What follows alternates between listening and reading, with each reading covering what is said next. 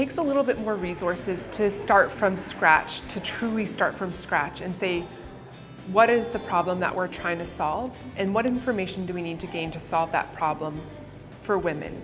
Let's say we want a more comfortable shoe for women.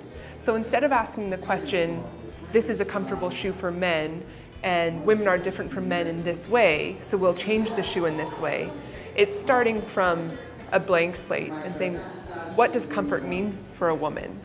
And what areas of the shoe are very important to her when we talk about comfort? And how can we start to build a shoe around those ideas and those perceptions and those needs, as opposed to just changing and shifting?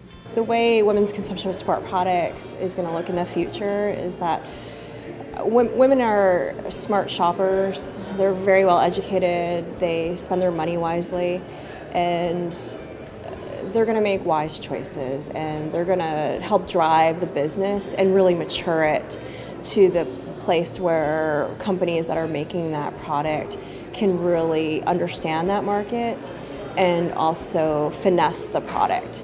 I think one of the things that's key is co-ed branding. So when I watch the NBA Finals and you have Cynthia Cooper or Lisa Leslie, there's a respect there. There's a respect for them playing ball. And so I think Anuka made a great point. We need to think more co-branding. Like, she used the men's Final Four and the women's Final Four. You know, I'd like to see the Olympics. Why can't we have co-ed volleyball teams? And there's other sports.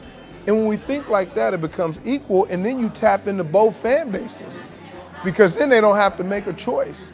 So what's changed is society. You know, women still get less than 80 cents on the dollar than men, but what has changed is women have a little more access, or a lot more access, but we're not there yet. And I think as time goes on and we all get to know each other, black, white, brown, male, female, gay, straight, everybody's just looking for good people. You know, I think Gabrielle from the Ravens talked about the importance of marketing to women, going to their space, appealing to them and the things that they enjoy and like. And I think that's something that can be learned and applied to so many properties in terms of their wanting to appeal to women. So I also, one of the, I think, more important pieces that we talked about was the fact that, you know, there's emphasis on creating products that appeal to women. And I think that's okay. I want a product that appeals to me. It might not be pink. For some, it may be pink. It might not be bedazzled. Some, it might be bedazzled. So I think we need to be okay about what is authentically us. If what is authentically us is truly feminine, then let's celebrate that. If it's not, let's celebrate that too. But let's focus on what is authentically women, regardless of what their space is, and appeal to them. Two pieces of advice that I've always lived by. One is, what I've lacked in talent, I've made up for by outworking everyone else. And I mentioned that today, and I really believe in that. And the other thing is, the more skills you develop, the more marketable you become.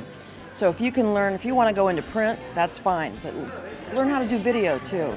If you want to be an ad PR major, great, but learn how to write for a newspaper. Learn as much as you can about the business. And I lied, I'm going to give you a third.